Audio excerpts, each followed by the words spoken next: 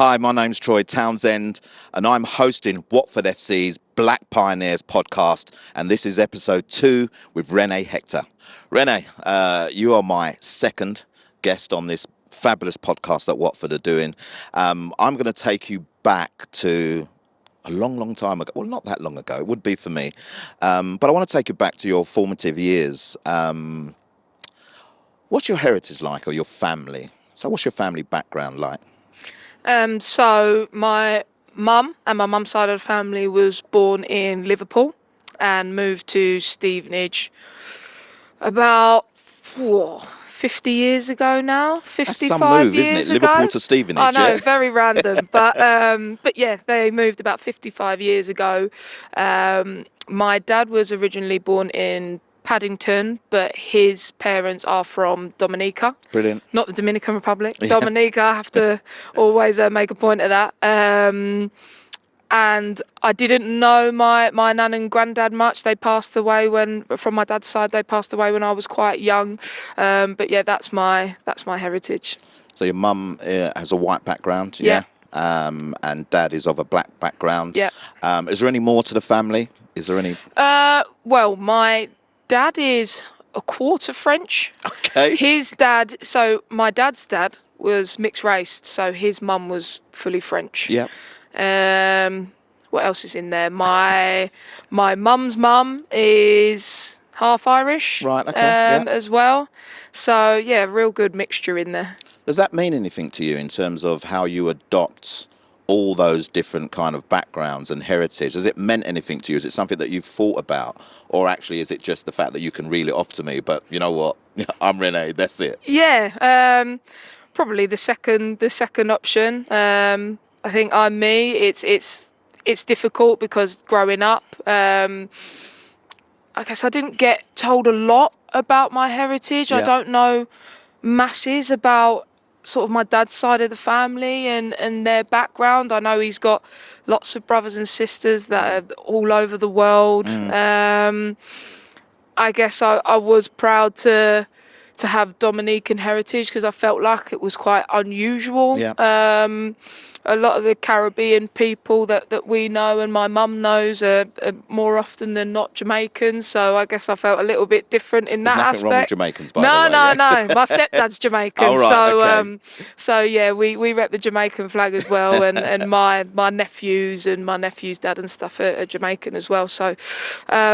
But yeah, I felt it was pretty cool. I remember in school, in history, we had to draw our heritage on like a shield and stuff. And Okay. I remember like painting the Dominican flag and nobody knew what it was. So I think there's about 30 people on the island or something like that. So yeah, I guess I've So always you were found... educating from a really young age, yeah? Yeah. Have you ever been? Over there? No, I would love to go, but no, never been. I don't have the time with all this football, all the football going on, so maybe... Blame work. Yeah, Blame I know, work. so maybe one day. So as a young child growing up then in those early years, a lot of, and I speak to a lot of players, so a lot of mixed heritage players are labelled as black. Was there anything in your upbringing where you identified as different as by other people, or was your early years just you being a young child basically without any kind of knowledge of your background, your history, your parental kind of side of who you are? Yeah, well, I felt like growing up, I guess I felt a little bit the odd one out. Right.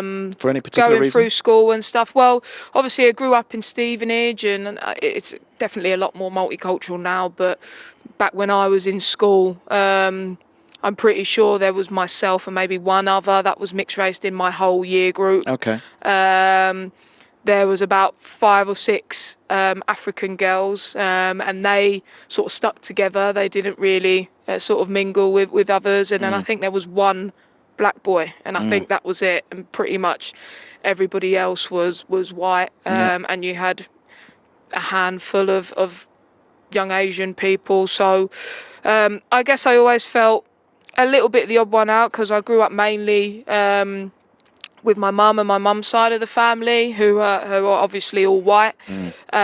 So yeah, me and my sister, sort of the only mixed-raced people, mixed race cousins, mixed race nieces, you know, within the family. But I feel like my mum was always, I wouldn't say conscious, but naturally, you know, she's always dated black men and stuff. She's always cooked Caribbean food and stuff like that. Yeah, I think. Till I'll be round soon. Yeah, I think right back in the day, my dad used to teach us some dishes and stuff like that. So she carried that through my childhood as well. So I sort of grew up sort of cooking Caribbean dishes, and I still do that now. So it's quite strange that actually the black culture and the black side of me has probably been more embraced by my mum, who is white. So yeah, but it was a little bit strange in school, I'll be honest. And I think, you know, my mum was always conscious and worried, like at times probably worried for me a little bit. You know, we spoke about how people might treat me a little bit differently, and you know, if you're always arguing or having drama, you sort of be labelled the sort of you know, the aggressive black woman kind of thing. So, and I'm more likely to get in trouble than others. Not to like scare me or anything, but just wanted to make me, you know, aware. So that I didn't get myself into trouble, because she wanted to protect me. Two things I want to pick up there. One is the cooking. What's the speciality? Ooh, mine or my mum's? Your mum's first. So she calls it chicken slop. She calls it chicken slop. I don't know why. I think it's kind of because of the way it looks, which doesn't sound so appealing, but it's delicious. Tasty, yeah, it's really nice. It's basically like a Caribbean chicken curry with, like, you know, the carrots, potatoes, dumplings and stuff like that. Very tasty. And then mine is probably a Caribbean lamb curry. Oh, wow. Is my favourite. Really? Similar sort of recipe to curry goat, but I use lamb, and that seems to be a favourite amongst friends and family. Maybe we could have a Renée cooking tutorial here at Watford one day. That would be nice, wouldn't it? That'd be wicked. I'd be up for that. And then the other thing for me, might be a strange question, but what does the term identity mean to you?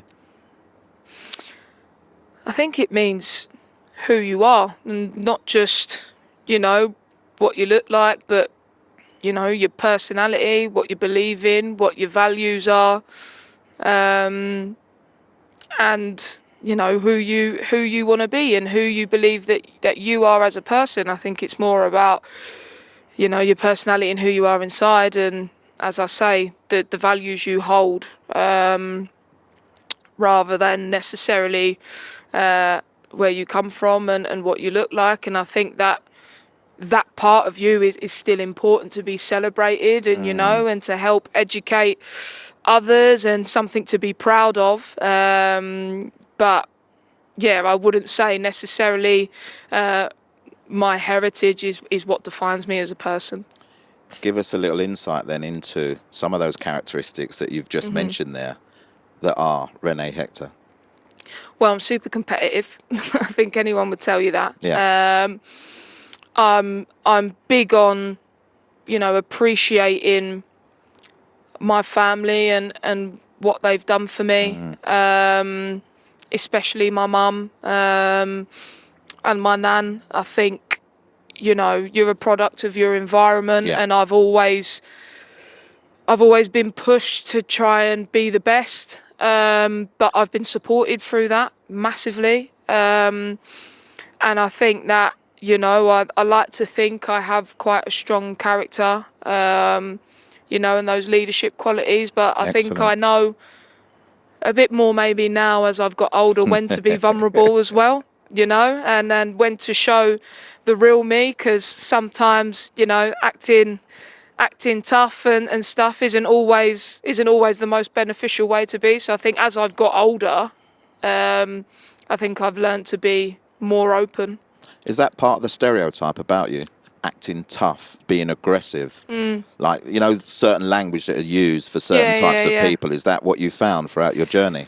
I think so. I think probably when I was like an older teenager, probably 17, 18 or whatever, there'd be a lot of language around me saying, you know, I was always really loud, a drama queen, Oh, wow. things like that, Yeah.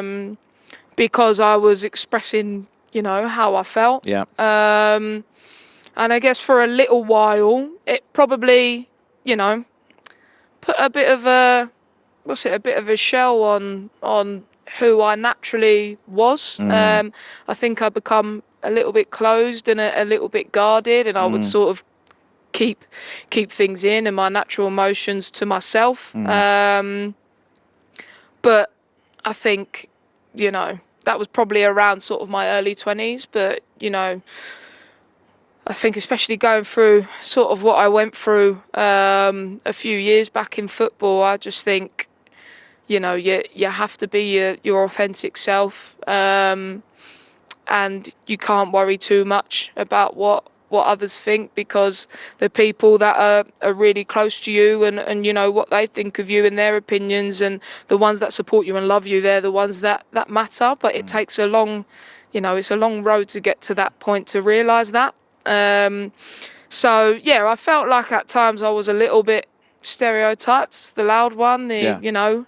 I've definitely had the word aggressive thrown about a few times, and, you know, someone like me, anyone would tell you, maybe a bit of a hard exterior, but I'm soft as anything inside, and I can, I wouldn't hurt a fly. So that was difficult to understand. I think to understand why I was being called that, because, you know, very loving, very caring person, and yeah, that was difficult, but I think as I've got older, I get it. All right, you say you get it, but are those perceptions very difficult? You know, so as you're growing through your years, as you're obviously more involved in football, and are those stereotypes, although you say you lived up to it, did you live up to it because you wanted to live up to what people were saying about you, or were they very difficult to handle? Oh no, they were very difficult to handle. When I say I get it, I think I mean more so that at the time I didn't understand those stereotypes, but, you know, as you get more emotionally intelligent, as you get older, you're like, that makes sense now. As you see it all the time online, on different videos or posts or whatever, you know, you always get people still using those kind of stereotypes. You know, I've had people, I'll go in the co-op and feel like I've got eyes on me. When I'm been there, when I want to wear my tracksuit and whatever and a coat and be comfy, I've had eyes on me, and that doesn't go away. That still happens. How does that make you feel, though? So those eyes on you, you're going to the supermarket, you're pushing your trolley, or you've got your little basket in your hand, you need to get all your little amenities to cook up the best meal that you're going to cook. How does it feel to know that people are looking at you, watching you, and maybe following you as well? Yeah, it's really difficult, because they can only make that judgment based on how I look, what I'm wearing, and that's really difficult to take, because obviously they don't know anything about you as a person, and it's a preconceived conception that, you know, you probably can't do anything about. So what do?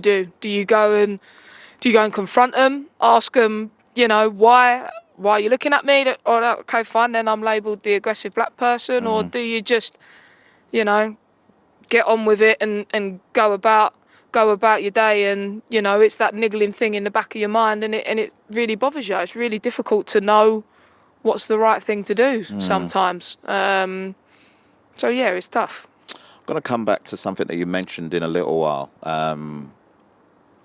when you mentioned things that happened in the past. But let's talk about this football club. And you're smiling straight away. Yeah. What does it mean to you?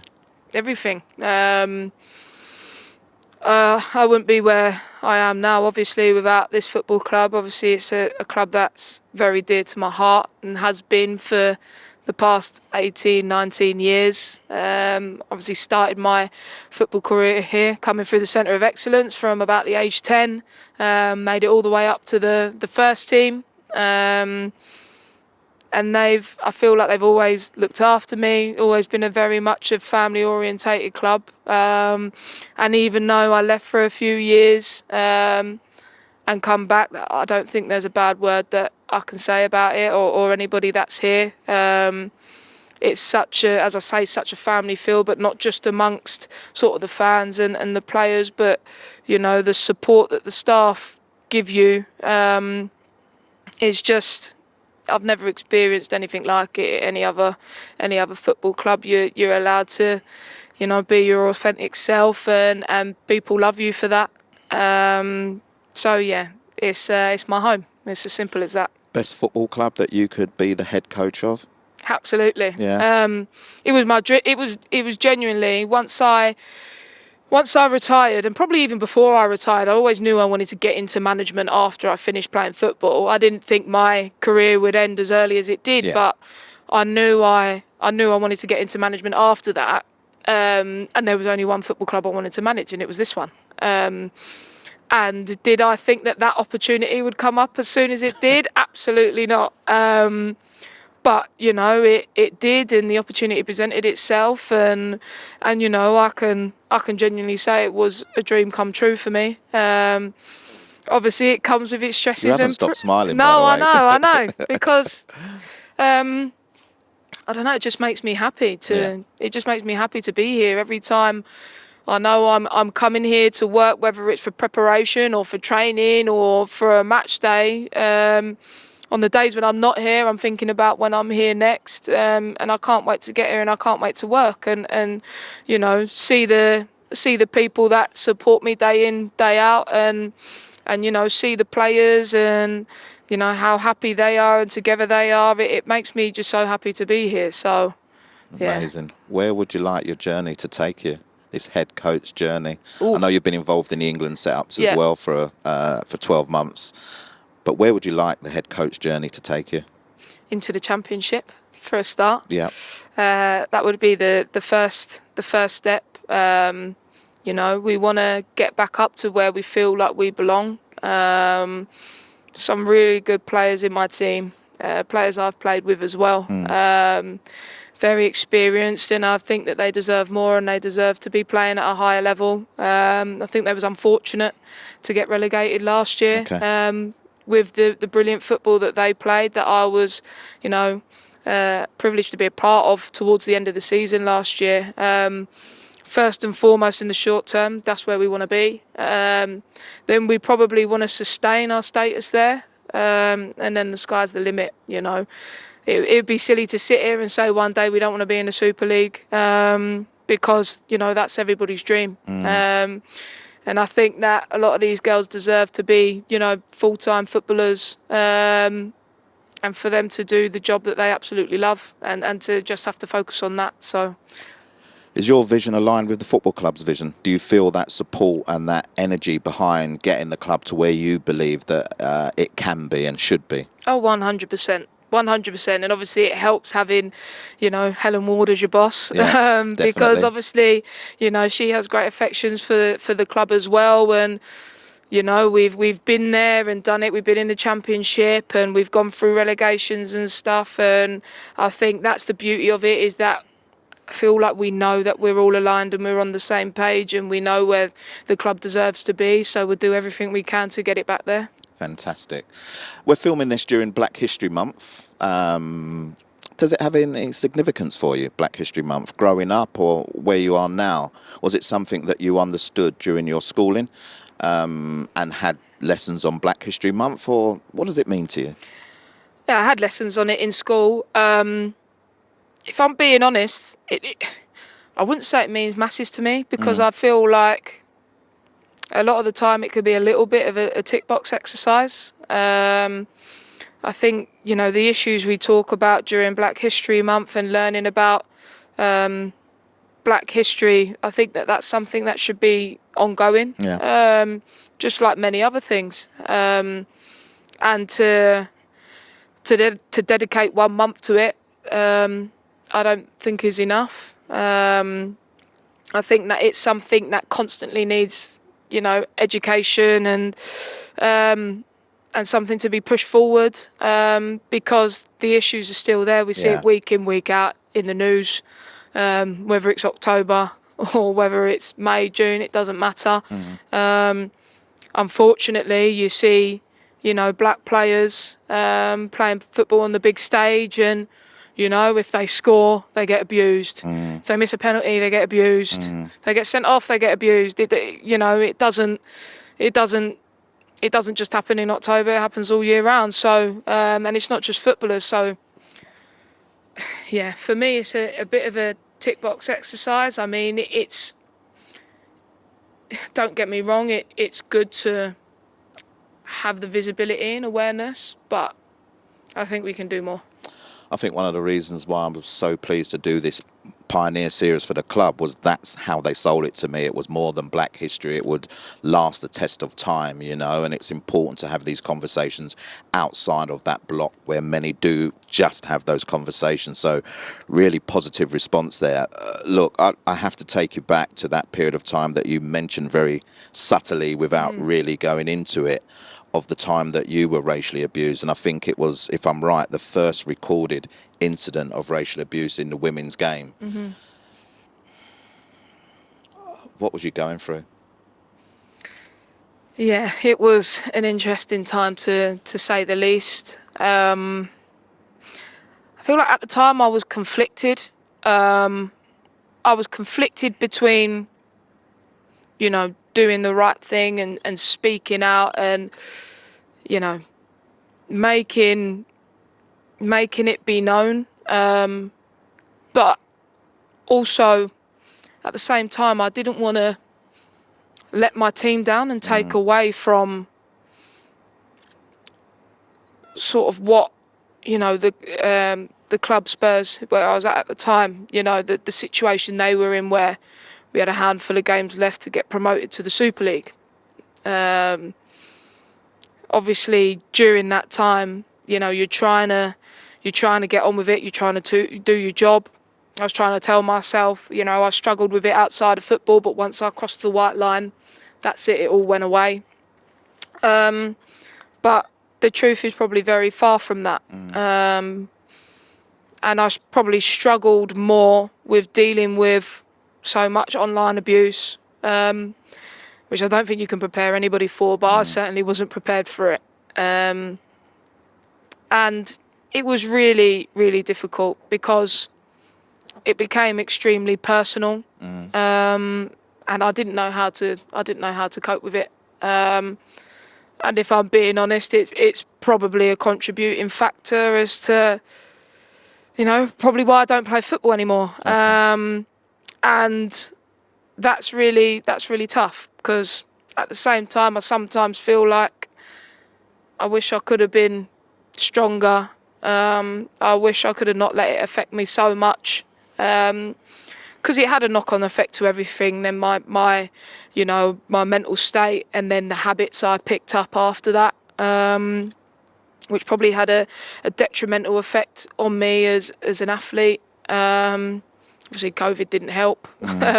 Come in not long after that, and then obviously I had the bad injury, but probably, choices I made and habits I picked up probably led to me having such a bad injury. But it was probably because of my mental health state at the time was just on the floor. So I often talk about this, how people do not understand what the victim goes through. They think it's a one moment incident, don't they? Whether it's the online abuse or the victimization from another player. Yeah. But you've just explained there how it's taken you emotionally, how it took you mentally. Listen, I saw one of those tweets, one of the most horrendous tweets that I've ever seen in my life, and obviously reached out and tried to support you, but actually what kind of support could I give? Because it wasn't directed at me, and I just felt that at that stage the women's game was very creeping much into how the men's game, looks like and feels like all the time, but people were unaware. You were almost a groundbreaking story. There's no pleasure in that, though, is there? No, there wasn't. And, I tried to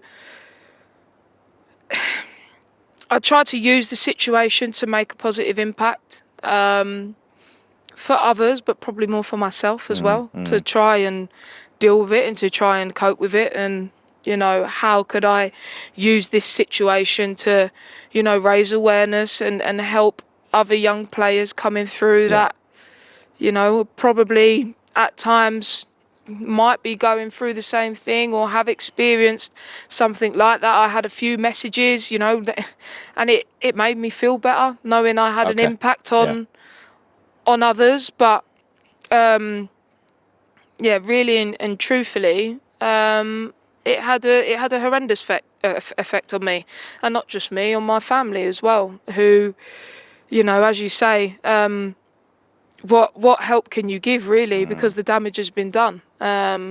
And they felt hopeless as well. And I tried what I could. I tried to go through therapy and things like that. But unfortunately, I feel like my calling as a footballer and an athlete, I think that was probably the moment where it was almost sacrificed for the greater good. And nothing could really bring me back from that. But, you know, I'm trying to make a positive impact as I can now, a few years on, you know, to try and be a bit of a trailblazer and, you know, in the coaching aspect, because football is still a big part of my life and it's in my heart. And to step away from football completely, I think, would have practically been impossible, and I would have no longer have been myself. So, you know, it's my way of, I guess, still keeping, you know, my identity. I remember interviewing your mum, which you obviously helped to organise a few seasons later, I think. Yeah. Yeah, and she broke down. She broke down because picturing that memory of what obviously you'd gone through, but what you were going through as a family, and how she wanted to hit out on Twitter. I know your mum's very good at that, but she wanted to hit, but obviously felt that this wasn't the right and appropriate time to do it. Did you have conversations with mum about ways around this, you know, about her anger? Because it was anger, I could feel it, I could see it, and obviously your situation at the time. Did you have conversations to help both of you kind of deal with it in a much more calmer way? I think, if I'm honest, I think we struggled. Right. I just shut down, and she felt hopeless. Yeah. You know, she's the type of parent, which I'm sure most parents are. She want to fight anyone that hurts her baby. Yeah, I hear that. And she's still very much like that. It still hurts her to this day. Wow. She can't talk about it without crying. 6 years later, is it? Ooh, a bit more. Bit more. How old? Oh, maybe about six or 7 years. 2019. Yeah, so 5 Yeah. 5 years later. She can't talk about it now without crying. All right. She still really struggles with it. I think, obviously, you know, seeing me at the minute be successful in my coaching and stuff is helping her with that. But as I say, my football became one of her hobbies as well. Yeah. You know, it became her life. And for that to then suddenly stop, it also put a halt on what she likes to do and what she enjoys also. And as I say, she couldn't do anything really to help me apart from, you know, be a sounding board and you know, help me, you know, encourage me to go to therapy and things like that. She's obviously been through, you know, very difficult stuff herself, you know, with her health and stuff. And, you know, she's very much you need to, you know, go after life and you know, be happy and do what you want to do and stuff like that. And, you know, get up and get on with it kind of thing. And I think that was the first time she'd really, I guess, seen me be, you know, mentally very weak. Yeah. And I think she struggled to know how to deal with that. And and she's still the very protective mum that she always has been. We never stop being protective, by the way, no matter what age you are. I know. She's maybe got a little bit softer, which is nice. Good. But yeah, she still struggles with it now. If I'm being honest, if we ever talk about it. Yeah. So we just try to, look at the positives and where I am now, and what I'm doing now, can that make a positive impact and a positive difference on young black and mixed race players that are coming through and potentially want to get into coaching and things like that.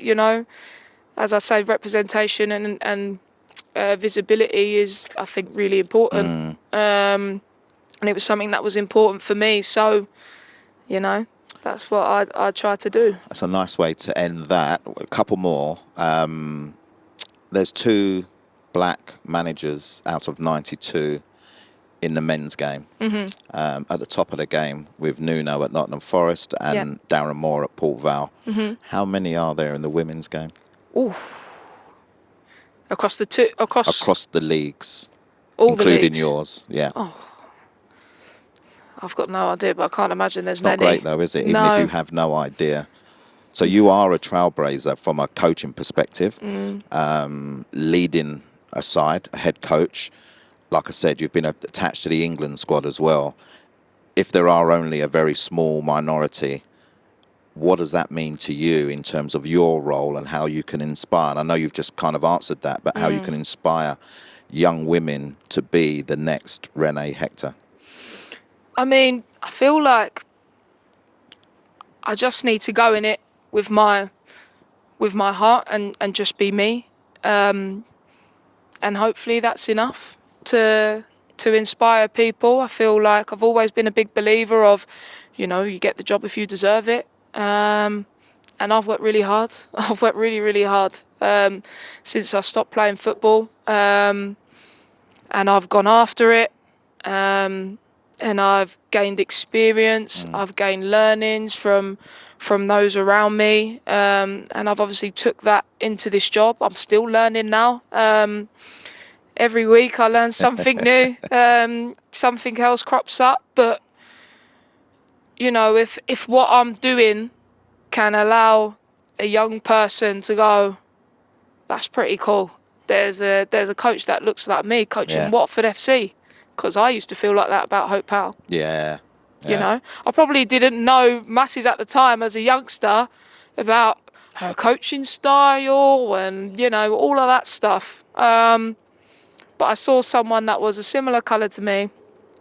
And she was there and she was coaching England. And I was like, wow. So, if I can even have an impact, slightly like that, then, that's something to be really proud of. So you've killed one of my next questions, so we'll bend that one out the way. It was about one of the influences of you and your career growing up, and obviously Hope has influenced many, many people on this journey, and it just shows that even back then we were breaking through barriers and ceilings, but just like you are now.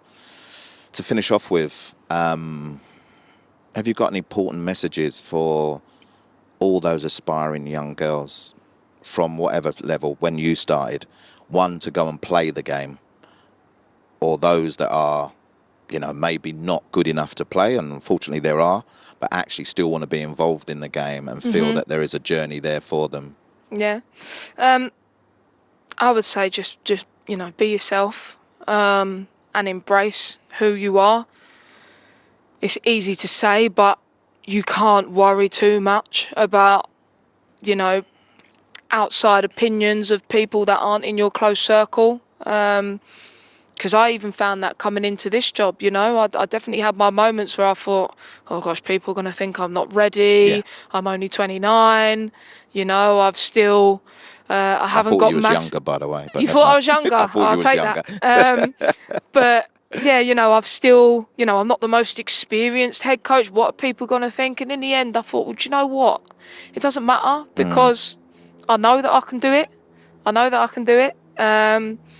And as long as you believe in your own abilities, and you've got, a good circle around you that that you can trust and who are going to give you home truths. My mum does every week. I shouted too loud at the girls this week, and Okay, right, and yeah. things like that. But people that are going to be honest with you, but support and love you no matter what. And obviously, hard work is a non-negotiable. Then the sky's the limit, and that's how I feel. That's how I feel right now. And sometimes I have to remind myself of that the sky's the limit for me. And if it's the limit for me, then it is for everyone else as well. If you have an abiding memory that you'd like to share now, could be from your school days, could be from playing. You said you were involved since 10. Yeah. It could be from your playing career. It could be from your coaching career. What one abiding memory would you like to leave us with?